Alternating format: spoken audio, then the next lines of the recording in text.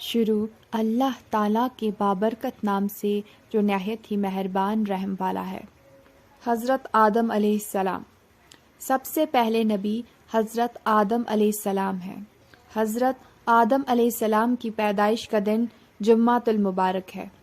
حضرت آدم علیہ السلام کو ابو البشر کہا جاتا ہے۔ آدم علیہ السلام کو اللہ تعالیٰ نے مٹی سے پیدا کیا۔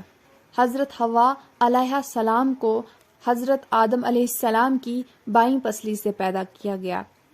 آدم علیہ السلام کی زبان عربی تھی۔ حضرت آدم علیہ السلام نے دنیا میں سب سے پہلے غذا گندم کی روٹی کھائی۔ حضرت آدم علیہ السلام کے پہلے بیٹے کا نام قابیل تھا۔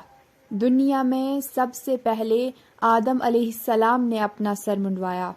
دنیا میں سب سے پہلے پرندہ حضرت آدم علیہ السلام نے پالا۔ حضرت آدم علیہ السلام پر 10 صحیفے نازل ہوئے۔